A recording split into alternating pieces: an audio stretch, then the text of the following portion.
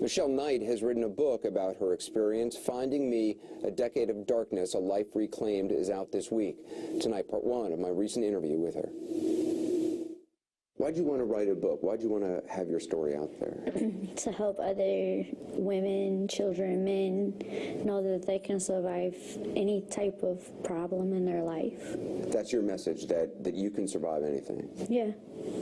Because that's the feeling I got just reading your book. I don't know how you survived. Tremendous strength. Did you always know that you could survive? I mean, obviously there were moments you thought you weren't going to, but There were moments, but overall, I always thought that I could make it through because I made through so much in my life. So much pain, so much torture, so I was like already prepared for it. Prepared for it, she says, because growing up in Cleveland, all Michelle Knight knew was pain. Starting at a young age, she says she suffered from physical, emotional, and sexual abuse. At 17 years old, she found herself pregnant. You write in the book that giving birth was the greatest experience, the happiest moment of your life. Yeah, it was the happiest moment of my life because I had somebody that finally loved me back as much as I love that baby. But when her son Joey was 2 years old, her mother's boyfriend abused him, and the state took Joey away from 21-year-old Michelle. She hoped to get her child back, and on a sunny day, August 23, 2002, Michelle had an appointment with social services to do just that. She says her ride backed out, and she started to walk and ask people for directions. And then the dude walks in. He overheard me and the lady talking, so he was like, I know where the place is at. You call him the dude. Why the dude? Because he don't deserve a name. That dude was Ariel Castro, the father of one of Michelle's friends. He offered her a ride, but first said he had to pick something up at his home on Seymour Avenue. And then what did he tell you to get you inside the house? In the car, he said that he had puppies. So when we got like a quarter down the road, he's like, that's my van right there. And it says puppies for free. So we get in the backyard, and I really didn't think nothing of it until, we got into the house fully. That's when it dawned on me that this was a mistake to get in this car.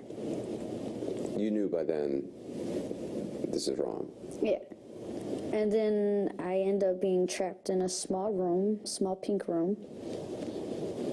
And that's where he proceeded to tie me up like a fish and put me on the wall. You said tie you up like a fish. What do you mean? My legs and hands were bound like this. And I was that far from the floor. Gagged, bound, and hanging from a pole, he left her in that dark room for at least a day. I was numb, cold, and I felt needles poking me all over the place. That's what it felt like? It felt like 1,000 knives. Did he give you food? No. What about going to the bathroom? Or? No. If I did, it was not in a bathroom. Did you think that you were going to die? Or did you think you might be able to get out? Thinking I was going to die was more likely along the lines of what I was thinking. I didn't think I was going to get out alive. When he finally did come back and take her down off the pole, she says it was only to rape her repeatedly. Did you ever think about screaming or yelling? I screamed, but nobody would hear it. There was a day that I screamed until I had no voice. Still nobody heard it. And when he hears you scream, he just shoves a sock or a cloth down your throat until you choke on it. Did you think that this would at some point end, that it wouldn't go on, that he would let you go? Did he promise that he would let you go? No, he told me he'll never let me go. He said that from the beginning? Yes. He said, you don't have a family that cares about you. If I kill you right now, nobody would even care. For the first several months, she was kept in what she refers to as the dungeon, the basement of the house on Seymour Avenue. Sitting on the ground, she was chained to a pole, gagged with a sock, and a motorcycle helmet placed over her head. All the while, the abuse continued. I've talked to other people who have been taken, and they all say that very quickly you start to kind of adapt to the new reality, that you start to, people who haven't been through this situation think, oh, I tried to escape, I would do this, I would do that. But in reality, very quickly, your mind starts to adapt to your new environment. Can you explain that?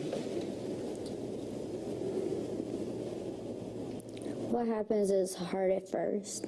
You don't really want to adapt to it. You don't want to comply. You don't want to do anything at first. But then you find yourself saying, why not? I'm here.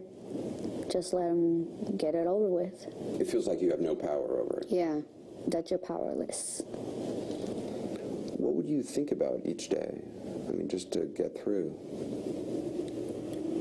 I'll basically think about my son and how I would like to see his loving smile again. Eventually, he moved her upstairs, where she was kept naked and often chained to a wall in a boarded-up bedroom.